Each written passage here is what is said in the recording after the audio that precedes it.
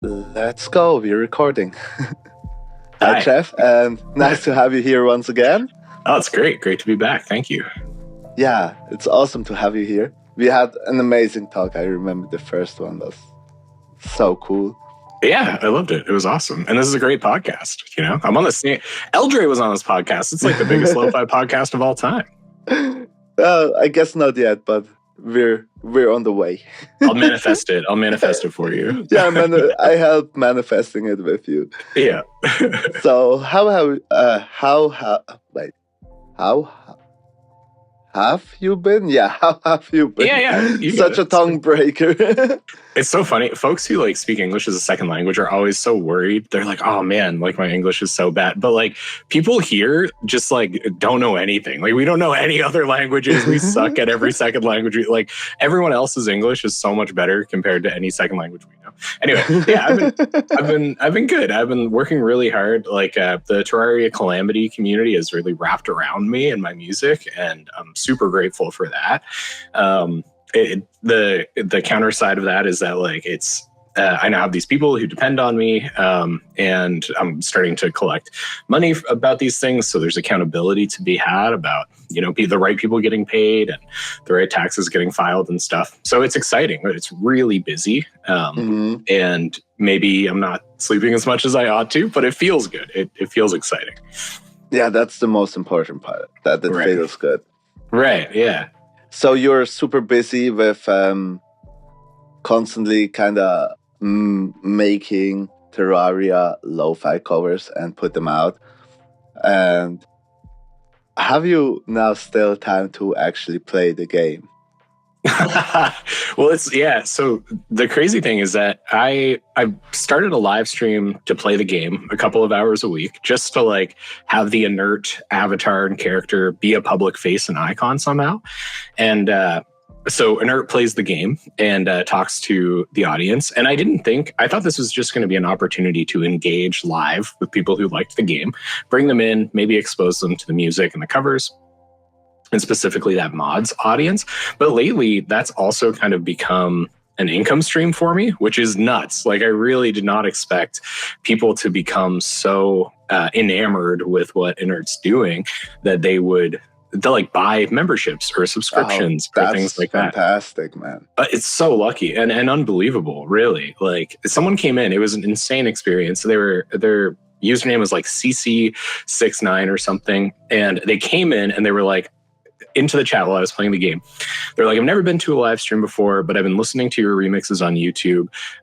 How can I pay you? Like basically, like they were like, how can I support you? They were like, I joined your Discord. I followed you on Spotify. Do you have any way that I can pay you for what you're doing? Oh, and I was like, I've never sweet. talked to this. Yeah.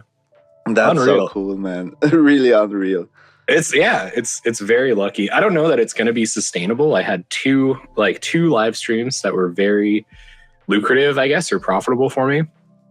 And the reason that it happened is because I have these engagement activities. Like I do a visualizer for the song and I debut that a few days early on the live stream. And I let my audience, it's been clutch. And I do a poll every week where they decide which song I'm going to cover next from the game. And the audience all comes in and they all vote last minute and try to push the song that they want to the top. And then I reveal the winner on stream. And that's usually when people pop off. And, so those two activities plus playing Terraria and Calamity has, it's turned into kind of its own little product in and of itself that I didn't anticipate or intend to have, just like really lucked into it. Yeah, and the cool thing is you really got into this, into the community of a game that you really enjoy. Right. And you probably have the big name in the scene when it comes to Terraria lo-fi covers. Mm-hmm. Yeah, they do notice me as the person who makes those covers. And it's because I'm doing the whole soundtrack. So there's like 60 some odd songs on the soundtrack, but there's still more being made, but there's 60 some and I'm like 40 something in now. And so they know now that I'm the person doing this big project of like overhauling the soundtrack. Yeah. Oh, that's so cool. And so that's nice to hear that you still have time to play the game, actually, to keep the vibe from what the game gives you. Yeah. No, totally. Yeah. And to know the audience, know the community and what they're looking for. Yeah, like, and what to they want. engage with the audience is amazing. Especially Yeah. that they can vote for the next song you make. Yeah, that's been huge. That's been really huge. It also takes away like the pressure of thinking about, oh, which song should I cover next? You don't have to think about that anymore. Your community takes that little work step from you. That's amazing. Yeah, don't tell them that they're doing work. I can't afford to pay these people, so we can't. yeah. I see. Ironic though, because like I've had this problem now where they'll pick a song that people will get behind things. I didn't ever understand this dynamic, but people will gather around and go crazy about a topic or a song, even though they don't super like that song. So there was an Underdog song. It's called Bloodshot Barrage. It's probably one of the lesser known tracks on the soundtrack. But a couple of people got in the comments of the poll and they were like, this has been here for too long. We have to vote for this so that it wins. Not because it's their favorite song, but because it's an underdog. Yeah. And so it probably won't perform great on like Spotify or anything like that. But people were freaking out. Like there's hundreds of votes on that poll of people just like trying to get an underdog to win, not because it's their favorite song or maybe it is their favorite song. Who knows? A few of them, yeah, certainly. The people who started the fire, for sure. Yeah, at least them. Which is still good data. It's like if those people are passionate enough to rally a political agenda around a lo-fi cover of a Calamity song, then it's probably going to be okay. Yeah, I guess. Right? Yeah. Fantastic. We also talked quickly before the recording about the Murder Swarm song. Yeah. Yeah. First, what's the Calamity Mod? Is it just like a mod of the game that now is super trendy in Terraria?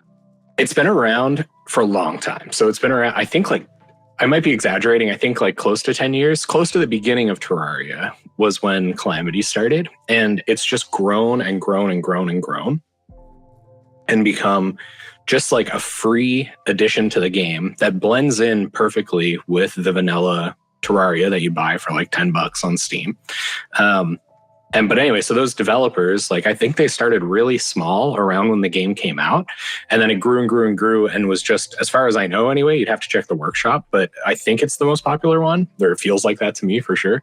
And so most people who play Terraria play Calamity, but the reason I picked it is because, and this is the way that I'm picking like the peripheral games I'm focusing on, is that the soundtrack is actually more notable than the vanilla Terraria soundtrack. People prefer the Calamity soundtrack to the Terraria soundtrack. And I've never seen this. So actually you're covering fan-made soundtracks of the game. Yeah. When we break it down, it's like the covers of fan-made tracks. Absolutely. The original composer, DM Dokuro, people, if they want to go down a rabbit hole, the story of DM Dokuro and the Terraria Calamity community is wild. He's insane. Like, he's actually one of the best, like, composers, or not, I don't know, best is a weird word, but he's like one of the most complex composers I've heard for a video game, and no one paid the guy for it. People were super mean to him all the time. So eventually he quit. Why?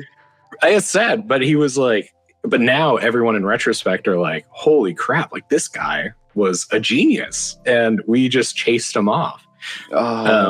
That's so sad, man. It is. Yeah. I'm glad I'm paying him royalties now. I've got him credited on all this stuff. I got him locked in with the contracts on my distributor. So I'm glad he's getting paid even more for these, but they have millions of streams. Like they're very popular songs. Yeah. Awesome. So his originals are also on Spotify. Yeah. Okay. That's a smart move. So it was recently too. Yeah. That kind of shows when you get like really invested in something, that it also can pay off doing things the unusual way. I mean, he started composing for the mod completely for free, all this amazing soundtracks. And now they're getting the hype on social media. Yeah, I guess Spotify also kind of counts as a social media. It does, I yeah. somewhere heard that quote. It's its own. The weird thing about Spotify is it's its own self-contained ecosystem. It isn't like YouTube where it shows you, someone clicked on your YouTube link from Facebook and all of it kind of works together. Spotify is like doing its own thing, but it's social for sure. Yeah. Yeah, just you cannot like comment like in on YouTube. I really discovered now YouTube for myself.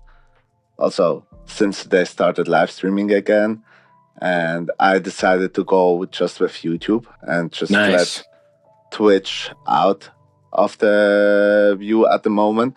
Mm-hmm. Because it's really weird. I guess the first experience I had on Twitch was super weird. Why is that? You get like, especially when you're starting out, you get like constantly bombed by bots. True. And there are like fake graphic designers trying to sell you some, graphic designs for your stuff. True. And the funny thing is, I use Canva for nearly everything. Canva's great. Graphic related. And also when making a YouTube thumbnail and I put in YouTube thumbnail, I see all the portfolio of these bots that are trying to sell off, kind of slightly changed versions of Canva presets for like $200. And sometimes if I feel silly, I waste their time by just chatting with them and making false hope. Okay. Because I know that are like all bots and probably there's like 2 guys behind 500 accounts doing the same thing. Mm-hmm. Yep. Yeah. That's your what's it called? That's your large language models just being used to the best purposes. That's just trying to convince me to buy stuff. And I kind of think YouTube is firstly not filled with all that bots. And on the other side, I now made a sub channel for the music and podcast one. That's called just Relaxicorn Plays. And I think with YouTube, by having a sub channel, you can link them so people can switch from both topics. And I think that's great. Oh, yeah. Yeah. Especially getting time again to play like video games, but now giving them a whole purpose. I know, yeah. I feel like I need that. Like even when I'm doing stuff for fun, I'm like, how can I loop this in? Where's the marketing hook here? Yeah, I think that's the thing, being a creative. Because the dream at the end of the day is still like not being that much dependent on the 9 to 5 and more free to do as you wish. So you have to find ways that you can scale better than, let's say, streams. I actually had this talk this morning with Johnny because we did the podcast like in the morning early. Now it's morning early for you. Yeah. For me, it's afternoon, and for Johnny, it's already tomorrow. Cool. That's so cool. We're across the whole world. Yeah, exactly. Yeah. And I told him as well that I will kind of keep music now in the, let's say, category of doing it for fun and out of passion, but still use like all the creative aspects around that to kind of generate an income. I mean, mixing and mastering is doing well. Nice. Because I found my niche, not mixing, mastering stuff for musicians. Oh, I see. Okay. So if someone asks me to make that, I will not say no because I love mixing music. But for scaling a business, I'm just aiming for like businesses that are running podcasts. So they have the budget and they need someone to get that done. And there are tons of mixing mastering engineers doing it on the music side, but on this side, there's a lot of room. Oh, yeah. Yeah, those companies, you hear it at the end of every podcast. It's like, this was presented by like our iHeartRadio or Tenderfoot TV or, Okay, but that's something else again. That's like the publisher. Oh, okay. I'm just doing the mix and mastering. Okay. And also like cutting if someone needs that. Because yeah, let's say you run a company and you have a podcast just to kind of be active on another platform as well. Because let's say you have a big company, you want to be everywhere to find. Right. I see. You want Okay. I to see what you be mean. to find on Instagram, TikTok, YouTube, let's say on podcast channels, having a podcast talking about stuff that you do and whatever. Yeah. And so this is definitely a niche that I found for myself where I can, what is fun to work on because mixing mastering is great, and also to get like reliable customers.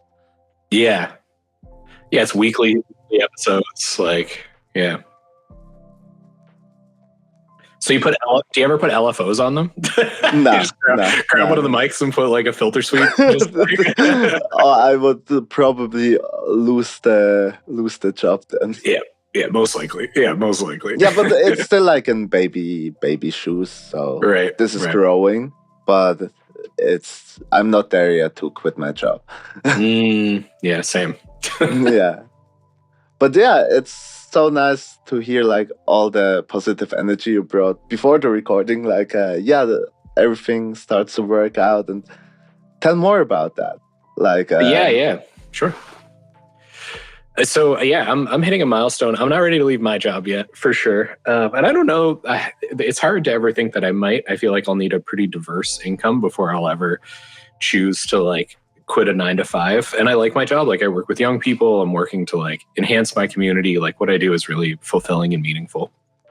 But I am now making enough money where the tax man might come for me. And, so I want to make sure I pay my due to like my country, to Canada, to make sure that I'm not getting audited or like arrested for fraud or something. But it's been really difficult, honestly. Like it's lucky that I'm making this money, and a lot of it is coming from Spotify streams. Like having my streams per listener is close to like 5.5 right now, which is nuts. That's nuts. Yeah. Yeah, it's super lucky. Yeah, I'm the only one with a Calamity Lo-Fi playlist. So anybody looking for it, they're gonna go grab my 40 tracks. And so a lot of it comes from there, and that's really escalated since like the Calamity thing has happened. And so now I'm in the bracket where I have to pay income tax on that because it's not, and I'm not running advertising as much anymore, and I don't have as much cost.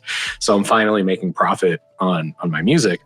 But it's really difficult. In this province, there are, just for a sole proprietorship, just so that you can have a separate bank account basically for that income, you have to work with at least 3 organizations, sometimes a 4th organization, and all of them are asking for paperwork from the other one. So it's just like, you don't know where to start. You like pick this one and they're asking for paperwork from this one. So you pick so that complicated. One. It's awful. Yeah. Oh my God. And I'm shocked that people really manage to get through it. And all of them charge you money too, which is really annoying. There are applications that can be rejected. And I've spent like $250 or something so far, just like trying to get for paperwork. To pay more taxes. Which is hilarious, to not be arrested or something. So that's been frustrating, for sure. But I've looked for help. There are 2 agencies. There's a municipal agency in my city, and there's a provincial agency, and there's a federal one I haven't contacted yet. But I've tried to like contact agencies to help me, and they just send you a PDF. They're like, here's a pamphlet on how to start a business in the province or whatever. That's so weird. Because don't you have like a certain threshold that you can just mark it off as your, let's say, secondary self-employed job? Yeah. Because here it's so easy. You can make up to $100,000 a year without going the rabbit hole of creating like a super official business. You just pay like 150 Swiss francs. Get your number for the taxes as a one-person company. Yeah. And they can also not say no, even though if you're just keep up losing money or make no money at all, you have this company registered and it's all good. Frick, that sounds awesome. You can even change the name for like 100 quid. That's so easy. Lucky, man. No, it's not like that at all. Yeah, there is thresholds. I think, don't quote me on this. In Canada, I'm pretty sure anything below $500 Canadian is a gift, and it's not income. And then Is that per year? no. So it's like one time. Like if the royalties I was receiving from my publisher into my bank account were less than $500, that's like that's okay. That's not a paycheck. But I still don't even know if that's true. And then the federal website is really vague. The federal website says you're a business once you're performing activities that are reasonably profitable. And I don't know what that means, and can't afford a lawyer. But then the CRA, so the tax body, I'm pretty sure anyway, require you to report your amount no matter what it is, like profit or loss. And then we have like a personal tax exemption limit for both the province and the country.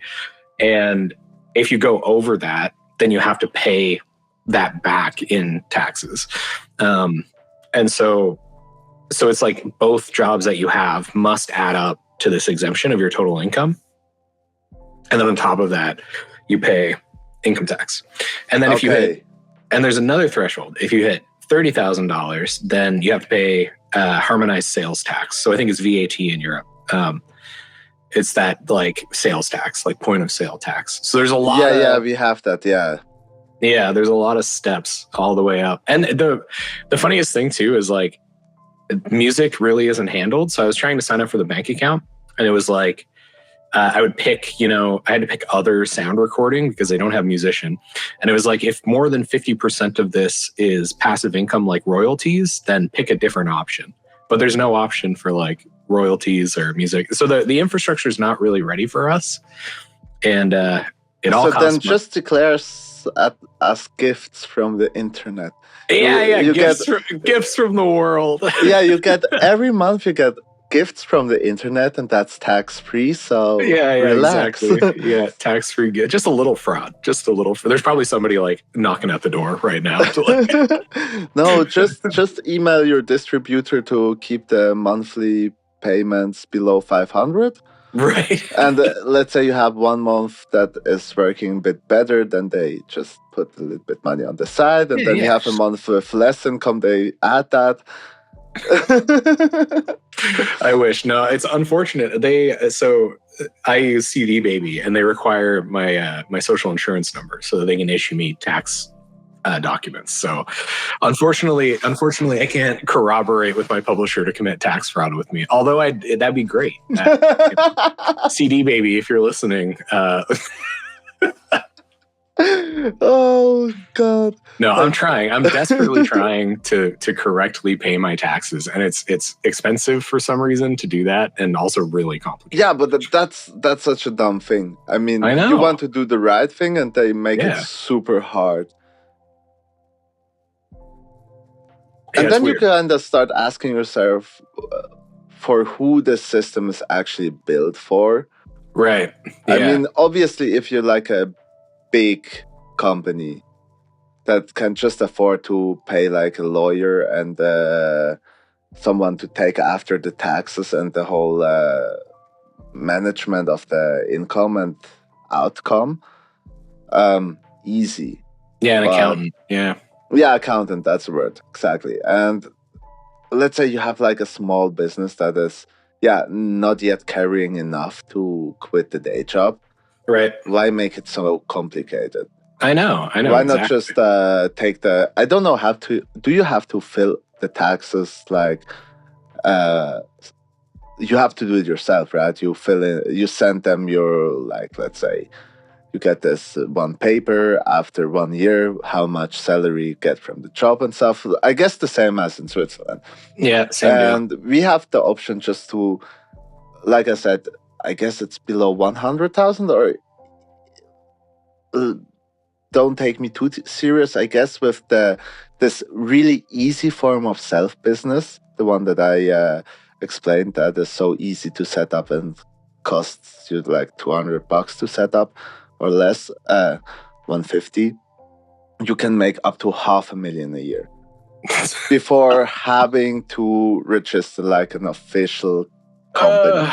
You know what? Maybe I'm wrong. Maybe I'm like exaggerating, and I should call some of these organizations to be like, "Is this necessary?" I got a homie in Switzerland who's telling me that maybe maybe I'm doing too much. The thing is, we just have to file it in the taxes. Like, I make my own accountant work, so I just make like an Excel sheet. That's all my income from, let's say, that's my yearly income from Dashco. That was my yearly income from Girostream, whatever they are called or pronounced. And that's my expenses on plugins, on advertisement in Facebook. I booked a seminar about marketing. I went there, I paid like hella money. So I took all my income and put it into red numbers, and hopefully I will get less taxed next year. Yeah. Oh yeah. And yeah, but that's enough. Below a threshold of, it's somewhere between 100,000 and 500,000. Somewhere between that is the threshold that you can make like an they call it like easy accountant. It's really, that's the wording on the taxes or in the government website. You can make like the easy accountants. You just make this PDF, add it to your taxes, and it's done.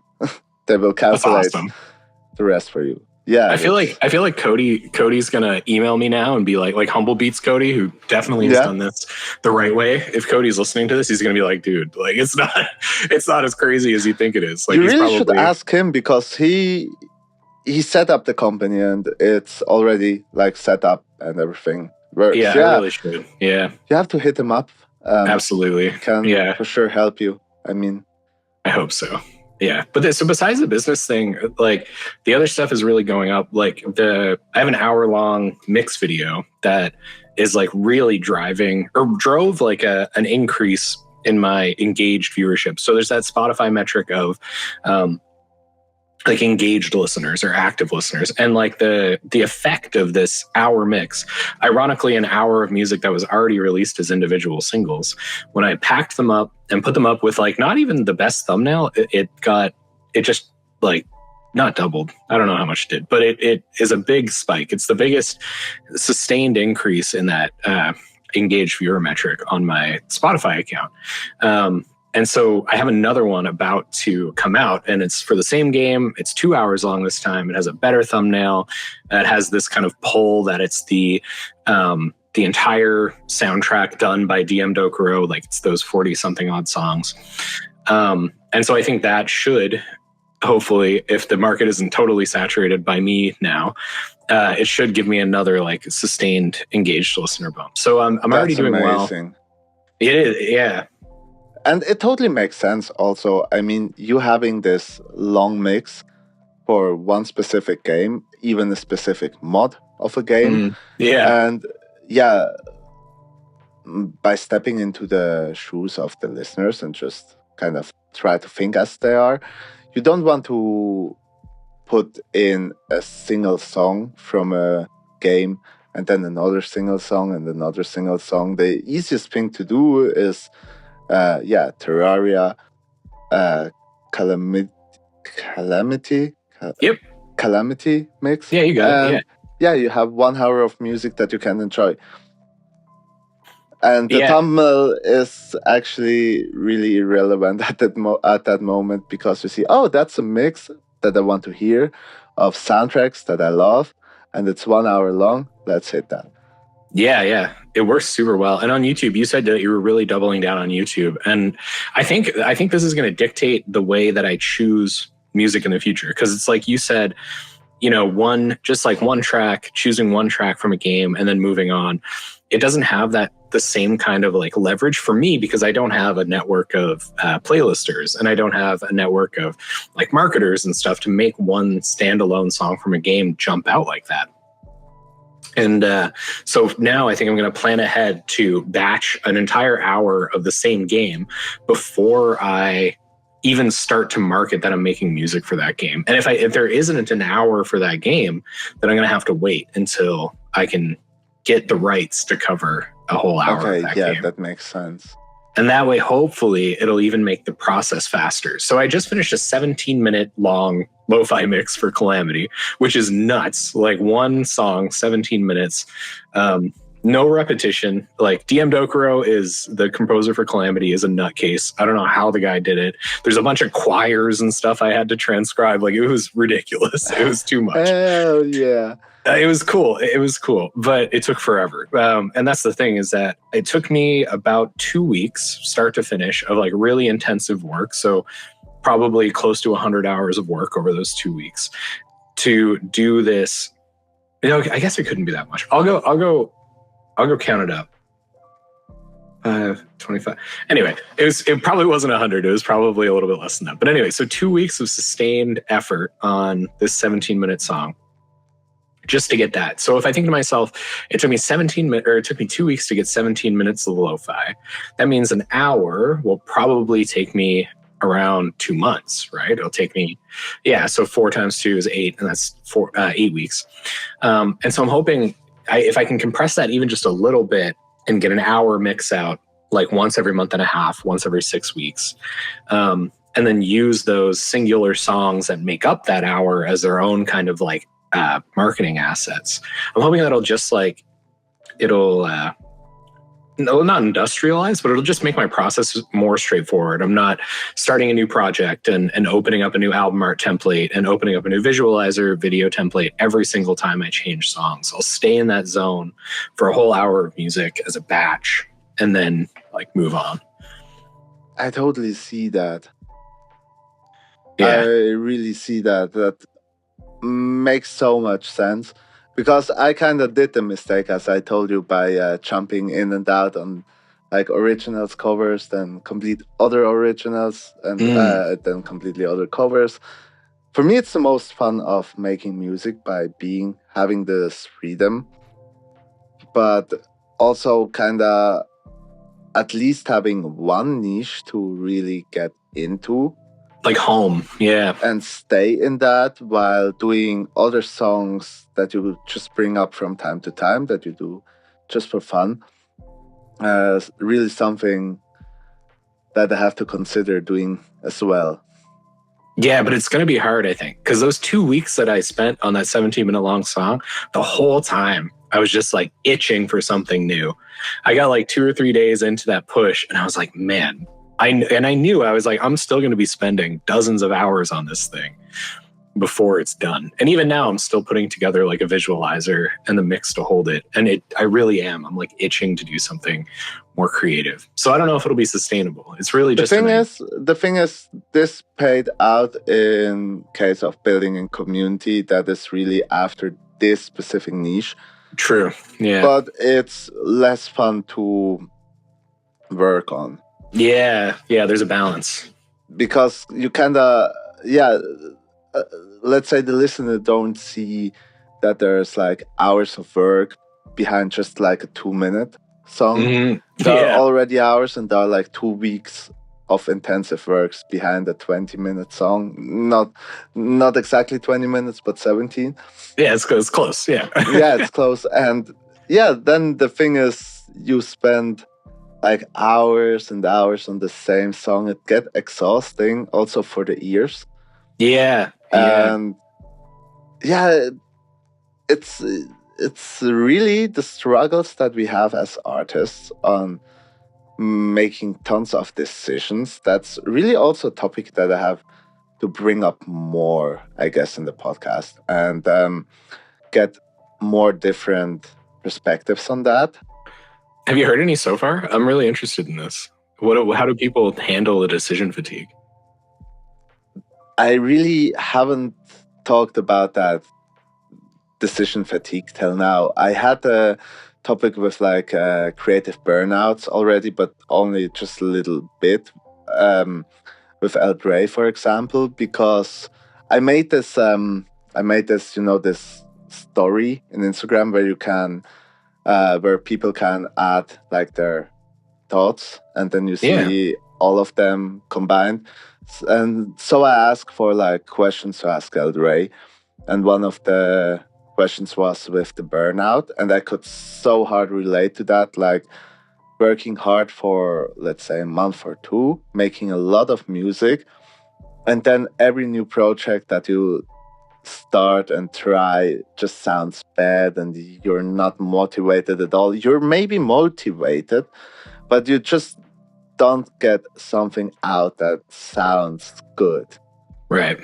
And right. I can totally. so hard relate to that. That was like a big fight every single time to get like out of this like negative momentum.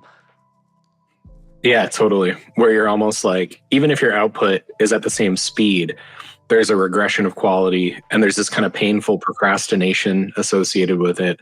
Yeah, I've been there for sure. Yeah. The worst part of this is putting something out then where you feel like, oh, this quality is absolutely not at my best. Mm-hmm. And yeah, I really thought a lot about this topic within the last few weeks.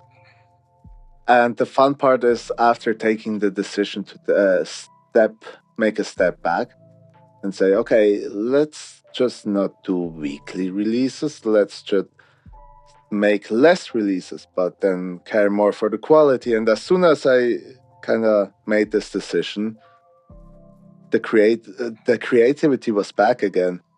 Nice. I made like 2 songs in a week. When I struggled to get one good one in a week, I made like 2 good ones in a week. That's so ironic. Yeah, you're like, it is. I can't keep up this weekly cadence, and then all of a sudden you're like, yeah. Then the creativity was back, but just because the pressure is gone that you put up on yourself. Yeah, it takes a very small change in perspective, I find, especially with myself, to kind of like get the fire back. At the end of that 17-minute long song, I was saying to myself that, like, I felt really like stuck. It felt over. I was out of that like real hard focus mode of getting some huge project done. And you kind of feel this ennui of just like, what could possibly feel that huge or that worth it after this? But it didn't take very long to just like, I went into my process and I kind of like pulled it apart and I put it back together in a way that was more conducive for my business goals. And then all of a sudden, because I had done that, I'd had that one act of kind of creative freedom. That was all it took to sort of like get over the fog and then get back to it. I think I think a lot of folks are like that.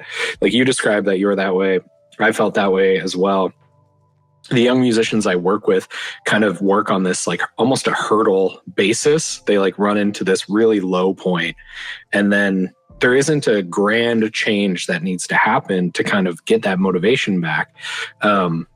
But it's sometimes difficult to find the answer. It's difficult to find the way over or around that hurdle, and it can take some time.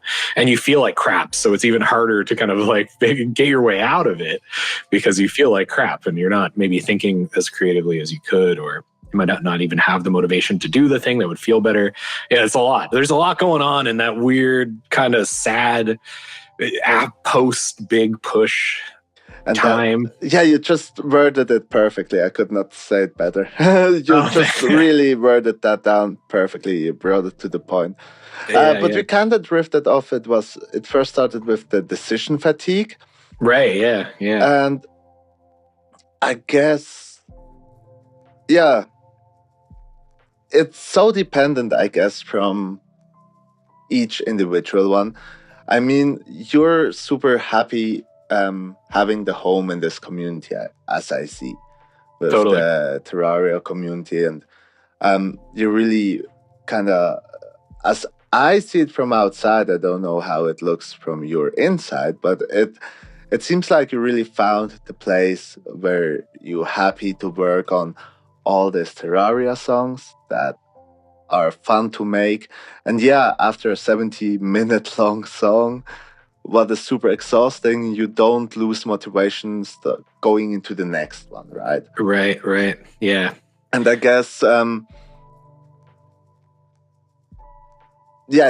you have to kind of find something like that. My decision fatigue is more about where to go with music now. Because somehow I think I should kind of take a step back from the beats that sounded like the beats that I did yet, and go more into adding some, let's say, more electronic aspects. Working with more synthesizer and I like this ambient style of pads, build that in. Yeah, But you do a great job with them. I will not miss the drums. That's impossible to kind of miss the drums. I tried to make an ambient song. I wasn't happy at all. I put some drums on. I was super happy. Yeah. Oh man. Yeah, I would miss it too. It's like what drew us to this, you know? It's the J Dilla, MF Doom. Yeah, exactly. Drunk, just shuffly. It feels so nice. Yeah. But then the question, going now like all on covers or all on originals, or still riding this train in between of both. And yeah, I guess the hardest part is when getting like a high moment. Let's say you get like tons of streams and everything works out, and then going like back a bit, that's when you start getting mentally messed up. Oh yeah. Even if you know, this is hilarious. Like this happened to me. It was so bad, man. I had a month, so it was 2 months in a row. The first month, my Spotify numbers went up. My monthly listeners and streams increased by 20%. I was like, holy crap. The next month, they increased by 45%. I was like, holy crap. And I put it into a projection of how much I would make if this continued. If I continued at 45% growth for a year. And it said some ridiculous number. It was like, you're going to make $1 million next year if you get 45% month over month. And I was sitting there looking at it. I was like, bro, it's going to hurt bad when this stops. And you know it's going to stop probably soon.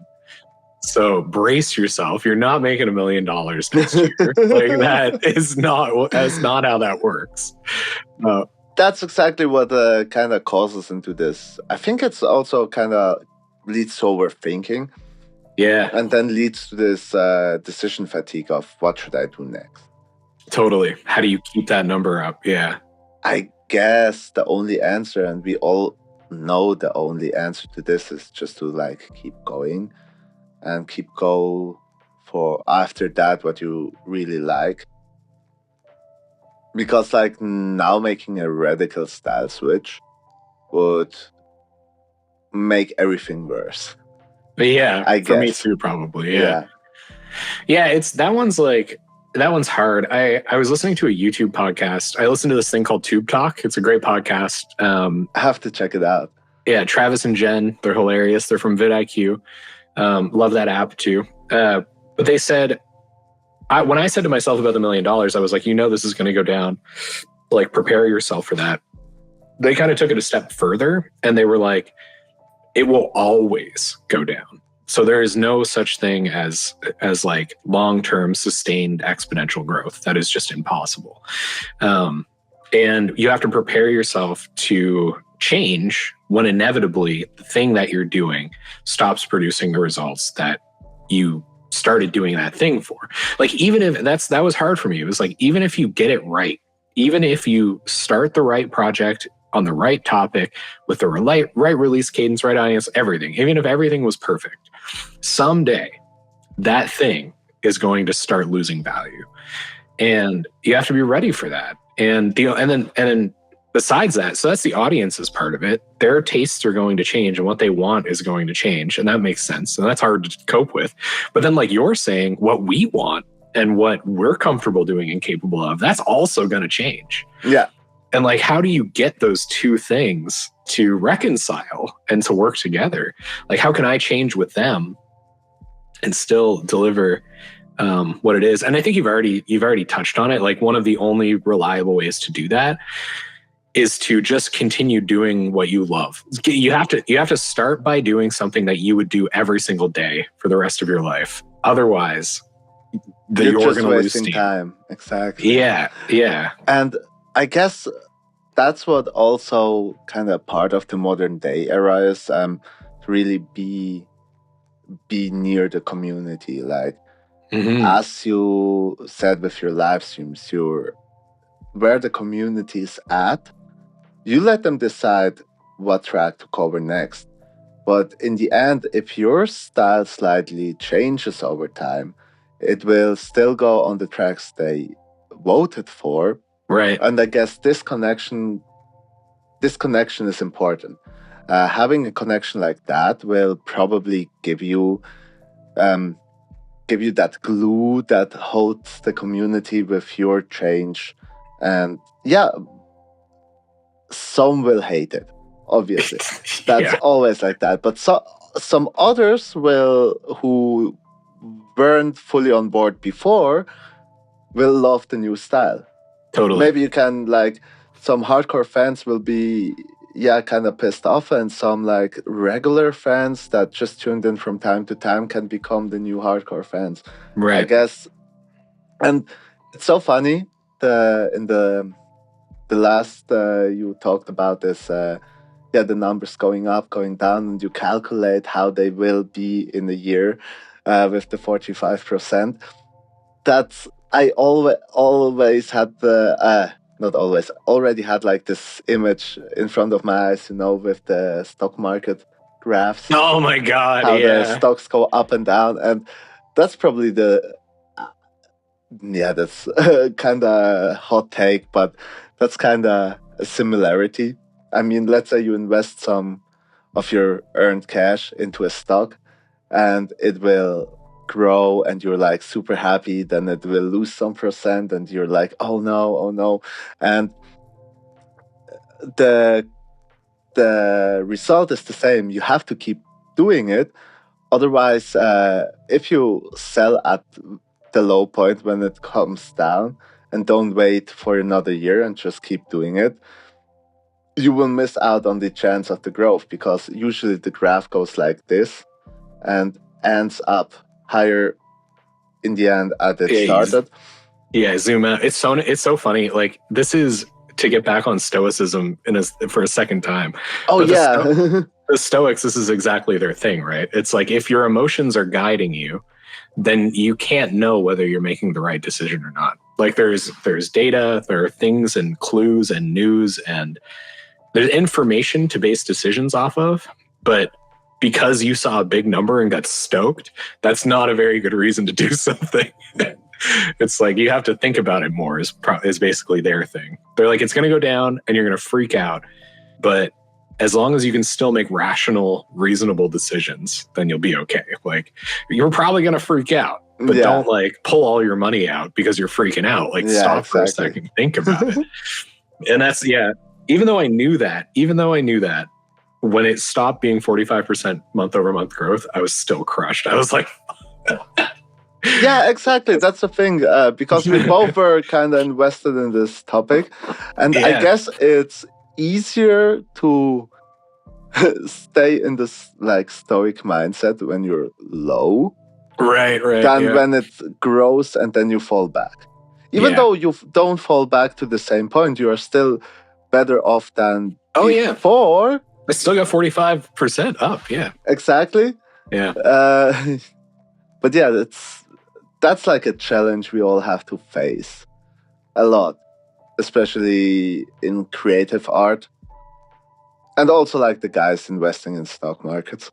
Oh yeah, it's good advice for most stuff. But I will say, I'll go back to decision fatigue. I've got to like shout out the Discord that we're a part of for this.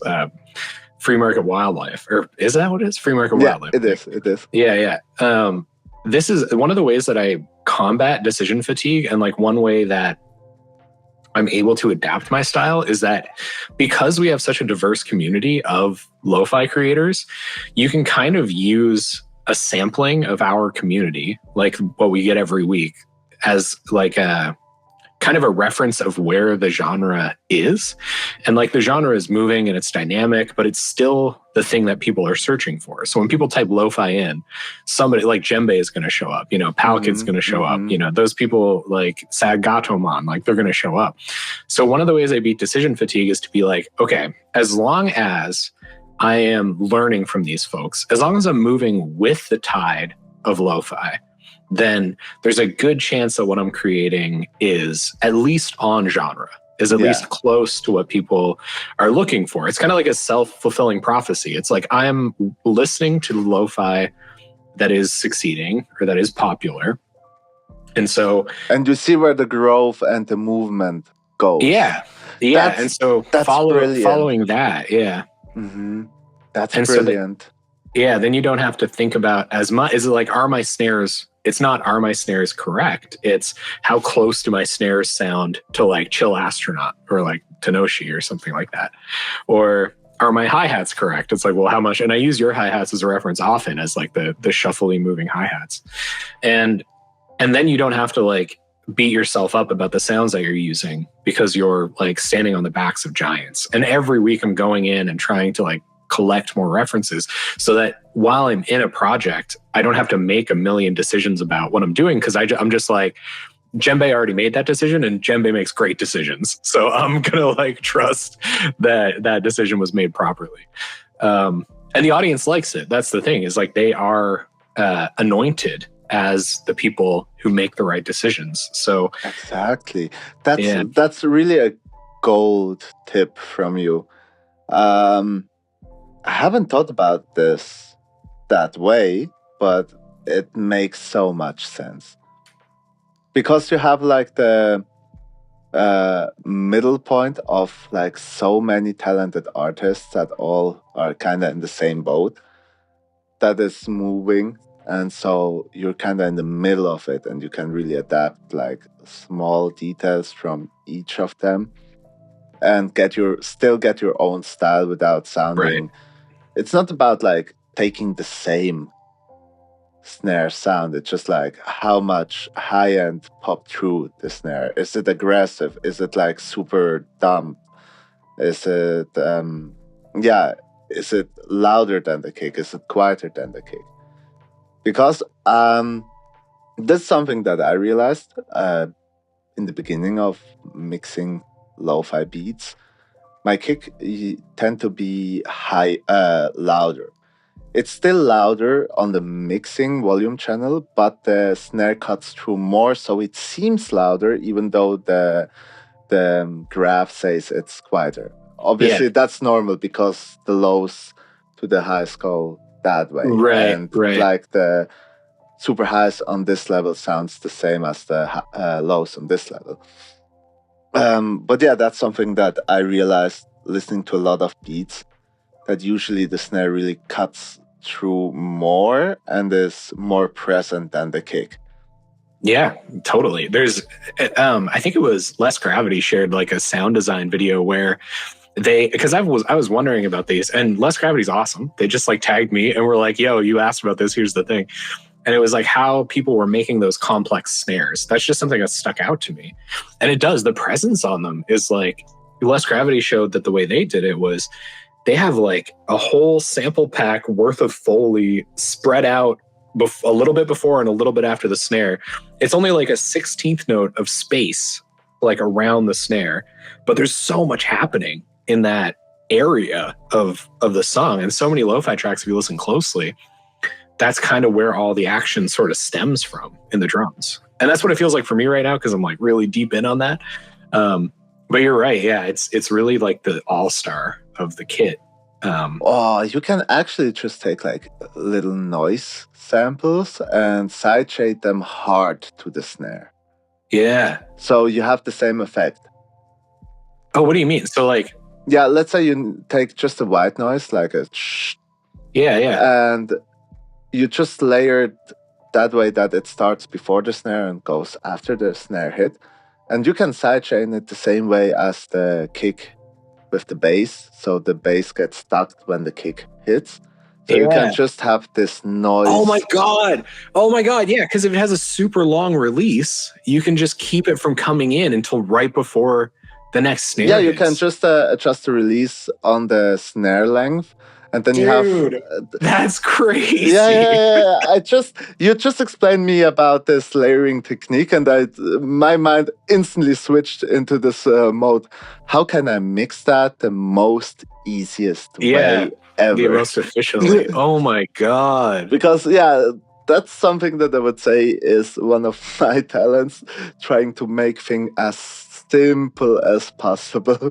That's so smart. I really don't like complicated work progresses. Yeah, me neither. I wouldn't want to drag all of the samples in every time I was doing sound design for snare. It can be fun as like a creative process. I totally understand why people do it, because it is really like dynamic and different, and every one of them sounds different, and that's awesome. but it does sound really hard and time consuming.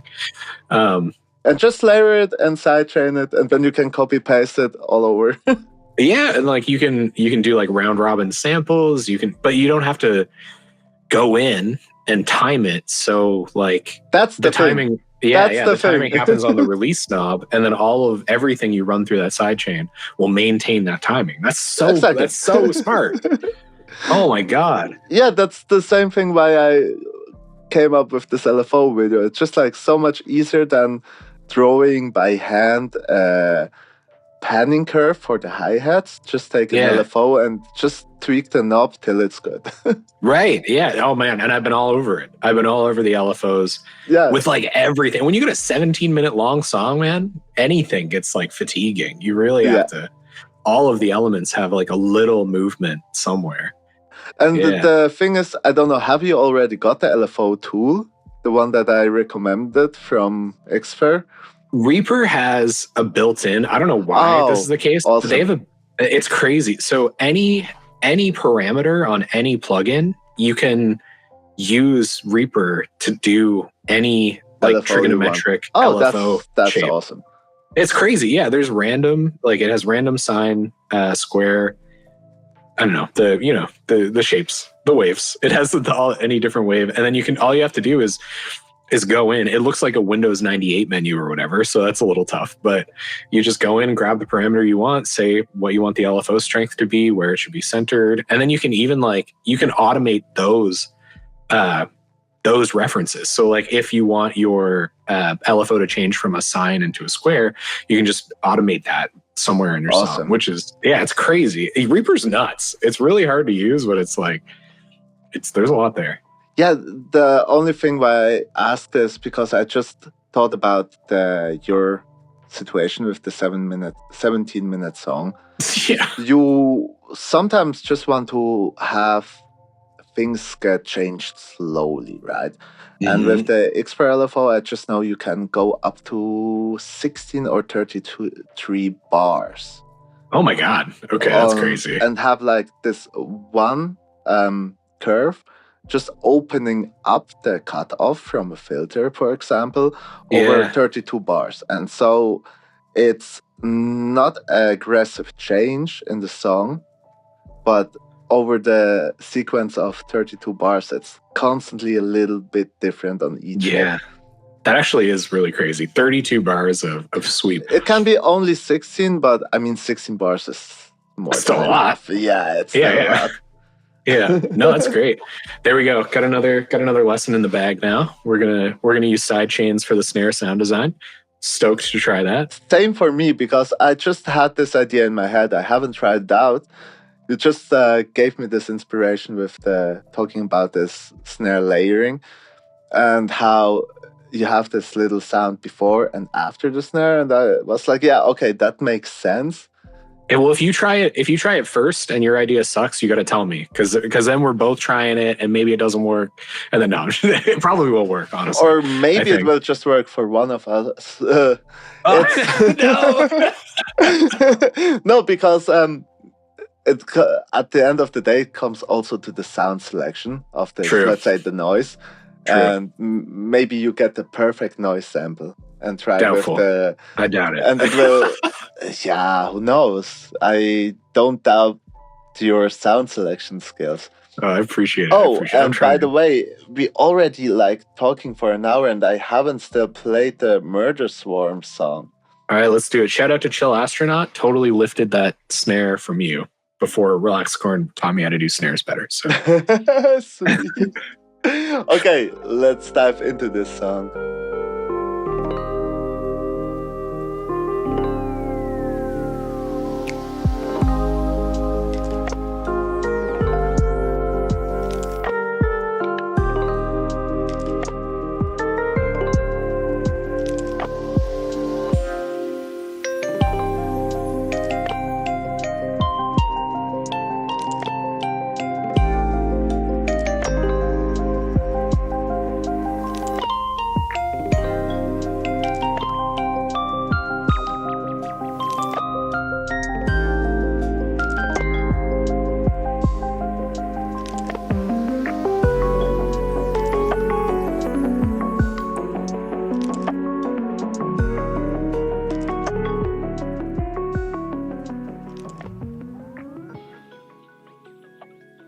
Oh man, there's so much happening in this song. Like, it's so much happening. And talking about the snares, Yeah. you did something super interesting that I haven't heard like that yet. Chill Astronaut, man. Straight up. I think it's not. It sounds like the snares are super widely centered. Yes. And Yeah. with the Haas effect of delaying the one with the other. So we get like this. Yeah. Makes it super wide. And it's, for me, it's not the industry standard, but it sounds so good. Because I know. the snare Yeah, goes really away from the whole instrumentalization that happens more in the middle. Mm. That's such an interesting concept, honestly. Wow. Chill Astronaut had a Harry Potter track. And they don't do this on any other stuff. I'll have to talk to them. I haven't ever talked to them personally, but their other stuff doesn't have this sound design. But I know that when I've heard this kind of like dramatic kind of separation of those snare sounds, that I've really loved it. So I was like, maybe I know Mellow Yo-Yo's done it a couple of times that I've really liked it. I'm sure I don't know. I think Less Gravity's done it too, and I'm not sure. But yeah, that's the way that they did it. Their execution, I think, is even better. They have the pan really dramatic between the two of them, and then every other hit they have something in the middle, like a small, almost like woodblock sound right in the middle. And there's reverb on that. There's like a really long tail on that center pan or like low width kind of snare sound, and it's just like there's so much happening. Like you get those two sounds in either field, and then you get the delay or reverb of that one in the middle for like most of the bar before it comes in on that second time. And sometimes they were changing the sample that was in the middle. And anyway, yeah, it's totally not clashing because the snare is so middle centered in the EQ frequency band. And it often clashes or can clash with the synths and the melodies and all the instruments that play in the same frequency range. And this way it was just like super present on the headphones. You hear it loud and clear, but it's not clashing a bit. Yeah, I'm impressed with how it turned out. And I've moved away from it like somewhat because I'm glad that it was the main reason that I wanted to do this song was to like try that snare sound out. Because if you just throw it in without accommodating for it in the mix, it just sounds too loud and it's like too much. And so it takes a lot of work. I don't know how Chill Astronaut does it. I like people who have these like super complex manicured snares in all of their tracks. I do not understand how they do it because I had to really try to make sure this fit without like blowing people's head off. Mm-hmm. I see that. Yeah, there's in the end of the day, like you have to find your own little sauce when it comes to mixing because there's no such thing as a general right or wrong. Totally. I also realizing this when mixing tracks for others, and I really enjoy doing that. Yeah. It's always like a completely new experience. You have the song idea, you have these different sounds that work well together, and you cannot just like have let's say a spreadsheet saying the guitar has to go slightly to the left and the drum right. slightly to the right, even though whole Instagram is full with those kind of things. And I also did kind of cheat sheet myself for panning, but just for kind of explain the idea behind panning.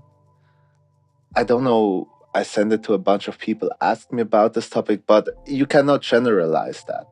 I mean, this is a good help to only get the concept right of, okay, if you have instrument A and instrument B playing a very similar melody, or even just playing a different melody but in the same tonality range in the equalization, then you have to move them in the field.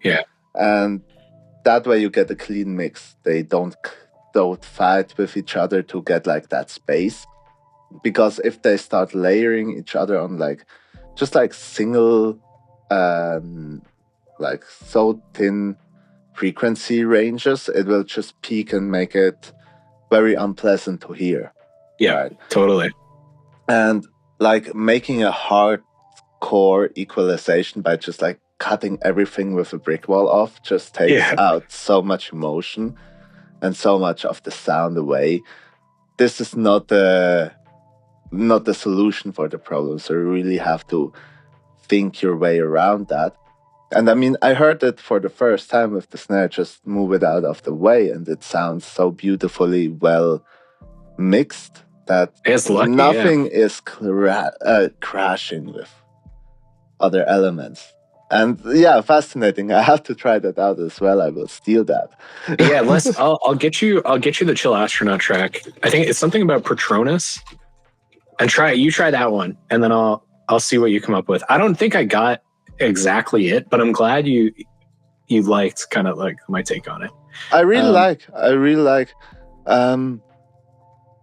Yeah, I'll grab it for you later. It's somewhere in here. I think. Yeah. Oh, there it is. Patronus Light with Mellow Yo-Yo. I'll throw it in the chat, and if you want to check it out. Okay, I will. I just opened Spotify, but I haven't found it yet. I will check it. Yeah, no worries. And awesome, thanks. That's where I got the idea, and I want to go deep on that thing, but like I said, it's super time because it's like you say, there isn't any, which is really unfortunate and frustrating for me. There's no clear-cut way to do every song by any means, and I think we talked about this last time too, that that means a lot of advice isn't super helpful. Like a lot of advice musicians get isn't very helpful. But I think the only way to cut that is by like getting into a community like ours, where you can learn by the people who are trying to achieve the sound that you're looking for, and ask them how they did it, or just be like me and insidiously try to like copy them in the background and get kind of close and then make it a little weird. The thing is also kind of to know how to learn from tutorials. I guess that's the other thing. You can watch a 10-minute tutorial on how to mix snares. And in the end of the day, it's not about watching the tutorial and copy it one-to-one.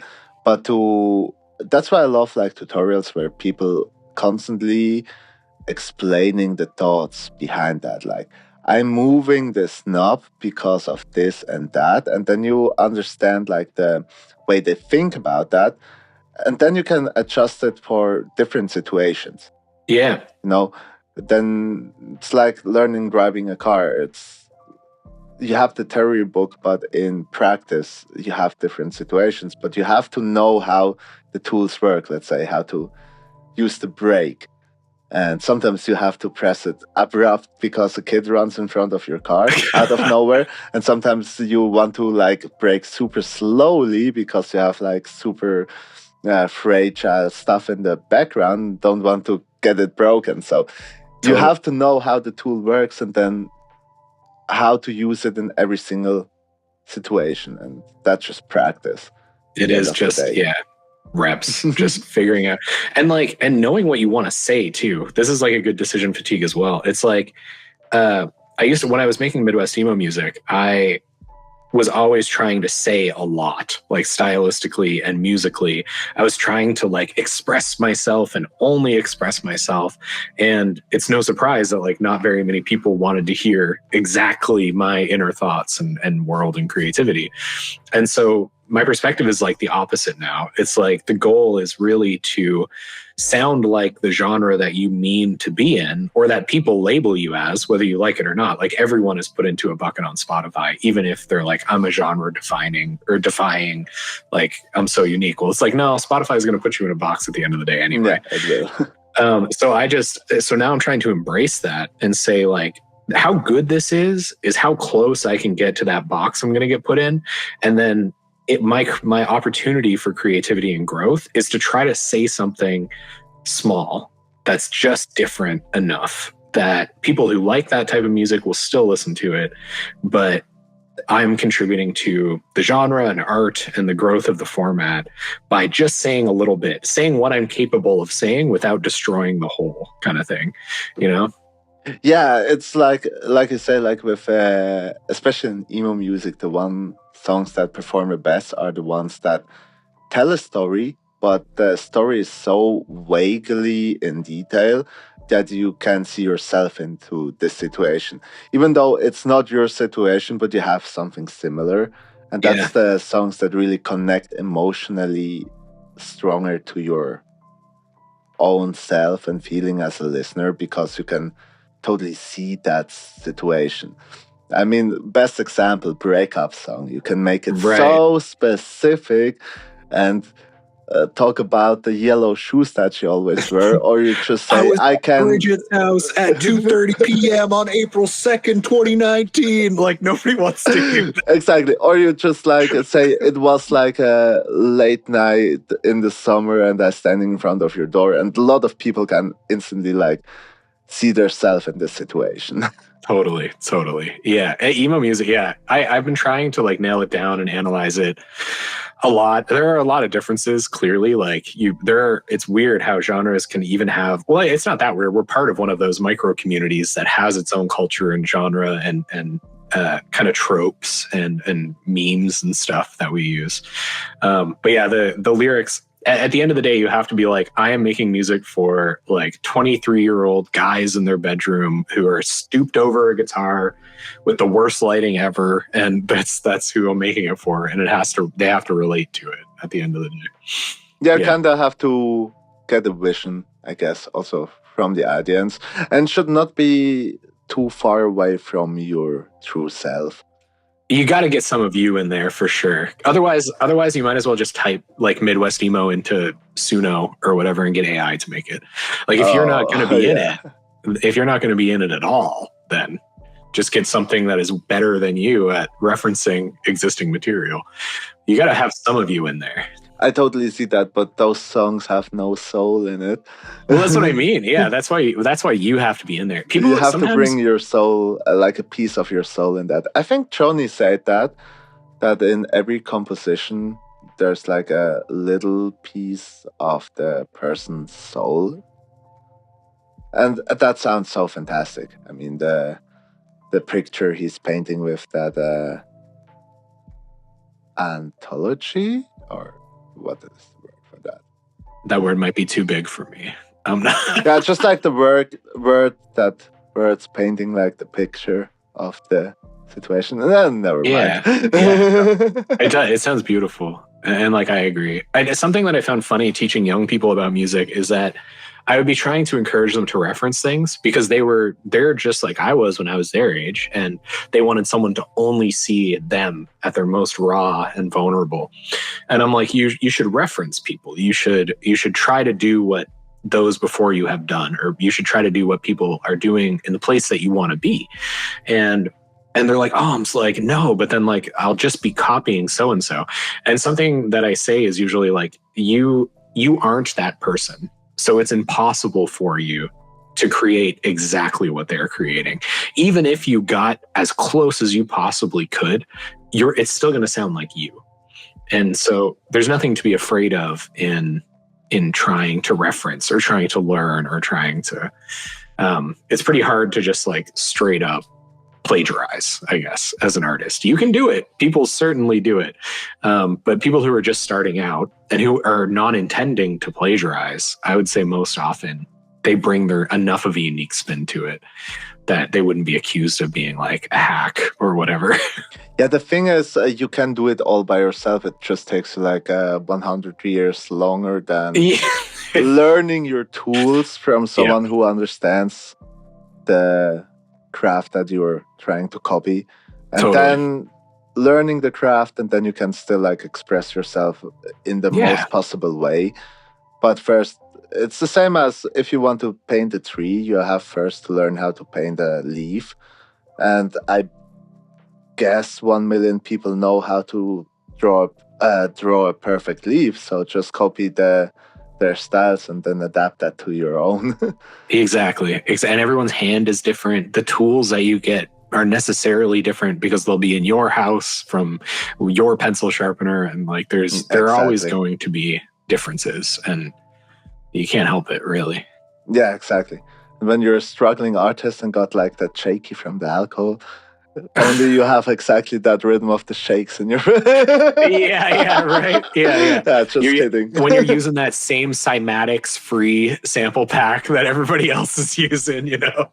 Oh yeah, there's this myth that different DAWs sounds completely different. You know, when putting the same sample into Logic, it sounds different than in Ableton. It's not true, but I'll just get my tinfoil hat real quick.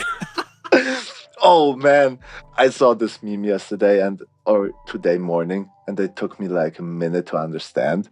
It was just a picture of like convenience store, and there was like this place where all the tinfoil is, and there was like the sign like free hat inside each pack, and I was looking at this and like, this is somehow funny, but I don't understand why. It took me a minute. Yeah. It took me a minute to understand that joke. And I love such jokes. They're so simple and stupid. Yeah, it's great. Yeah, it's hilarious. Yeah. That's the DAW thing is really strange. I think maybe before I knew enough, I like maybe thought that way. But I mean, your ears are unreliable anyway. If you're like in a bad mood, stuff sounds different. Like, yeah, true. Ears are really fickle. Like so if you believe that those things sound different, they're going to sound different to you. But like bring up your EQ, bring up your spectrometer, like bring up your... Exactly. They're the same. Like it's... And if you think that Ableton sucks for some reason, then yeah, you can load the same sample into Ableton and your mind will make it sound bad because... Exactly, yeah. The brain is mean, for sure. But no, I guess, like, speaking from like a scientific point of view, they all should sound the same. Yeah. I can appreciate... There might be the tiniest, like, compression artifacts from a type of code or machine code or something. The tiniest little itty bitty unperceptible difference just because you cannot hear by ear. Exactly, yeah. It's like one's Java and one's JavaScript, or like, you know what I mean? Like there might be, I don't know, I can't say that there's none, but you can't hear them. Like yeah, obviously. Yeah. Oh man, that was a lot of laughs this episode. It was fun. Cool. Yeah. Thank you. Yeah, I have to thank to you. And do you want to bring in another topic, or should we? I think I'm good to go. To the last question. Have you learned something new that you want to share? A new lesson since last time. Well, I already spilled a lot of the beans with the snare. That's true. You shared a lot of wisdom when it comes to music production this time. Yeah, I don't know that I have. Just give me a sec. I'm going to see if I can. Doesn't have to be music related at all. Oh yeah, fair enough. Is there anything I've learned in real life? Oh well, I guess maybe this is like kind of holistic. So, I didn't know this, but in exercise, I exercise a lot. Not super effectively. It's not like something that I'm like super crazy about. And this is an example of that. You have to every like 4 to 5 weeks, you're supposed to kind of take a week off, or take a week where you don't exercise as hard, even just doing the same stuff, but like way less intense. And I always thought that this was like for the body to recover, which would make sense because like you've been lifting weights for a really long time. You take a break so that you can recover. But your muscles probably could, like you'd plateau and you wouldn't progress as fast if you didn't take a break, but you probably could recover and like continuously work out 3 times a week forever. But one of the biggest advantages to taking that week off is so that your mental health will improve. So you have a week away from the monotony of a routine, and so that you can come back to it refreshed. And a lot of like bodybuilders and weightlifters and stuff, one of the biggest reasons they do it is just so that they can be excited about exercising again. And so I was messing up with my exercise routine, and I wasn't taking that break, and I was hating it completely. And with music, I often don't take that break either. And so I think I've got to pack in, or just like swallow my pride and find a week to just take it easy, just almost do nothing associated with it. And if I do, like very light work, so that I can come back to it with like a renewed mental health, which isn't some great kind of wisdom. Like take breaks, they're good for you. But it's like universal, and the break doesn't have to be for like an injury or something like that. You Don't can do wait till you get injured. Take the break earlier before you burn out and run into this injury. Yeah, make a habit of it, you know? Oh, that's a fantastic thing. And this is honestly something that I will implement in my life. I gotta do it. That's a great advice. Because with music, I always waited till it's forcefully at the moment where it's just like felt like a burnout. But also for exercise. That's great advice. I have to. Yeah. I will try both. And next time we talk, I will tell about that. And you too. You have to do this as well. And then we will talk about exercise. With the music, maybe. I don't know. Or maybe you can just like, as you said, like light exercise. Just light. Just light. How about taking a week just to make your own percussion loops? Oh, that'd be so fun. And because I guess it would be fun because you have like no big, let's say, big goal expect of making some loops. And then you will have something ready for when you go back into production. You can just like try out your own self-made loops. Yeah, I like that idea. That could be something fun. Yeah. I will do the same with melodies because I actually hate writing melodies. But maybe in this concept of just trying to coming up with melodies for a week, maybe I get one that is good. Worth. It can't be too hard work, right? You can't just get a bunch of good melodies. It's gotta chill a week. Yeah. Oh, awesome. Yeah, we have to make like a follow-up call and just talk about the experience of taking this one break. Oh my God, you're gonna make me accountable to it, so I actually have to do it. That sounds stressed. You were the one that come up with this advice. I know. I say it as I do. Wait, was it all month, 1 week, or all 3 months? With exercise, I do calisthenics specifically. Honestly, it might be different for other things, but with calisthenics specifically, every 4 weeks, I'm pretty sure, is how often people do like what they call a deload. But like, please look it up. Like, nobody take this as scientific advice. But I think with calisthenics, it's every 4 weeks. I'd have to check my calendar. I set it up for like the last week of every month or something like that. But yeah, it's more regularly than probably you'd think it is. And it actually enhances progress instead of regresses it. Yes. Makes it faster. The thing is why I'm so fascinated about this concept. I really feel like I'm working out 3 days a week now for months. And I'm at this point where I totally have to motivate myself to really get to this. Yeah. That might be why. It happened to me too. And taking a week off once a month, or just, you're not supposed to take the whole thing off. It's like just 80% less than usual. Yeah. Or just do like a 1 week only cardio. Oh my God, I hate that. But then I hate too. At least, you have to connect it with something good. Maybe go on the stepper and take the iPad with you, watching some anime or something.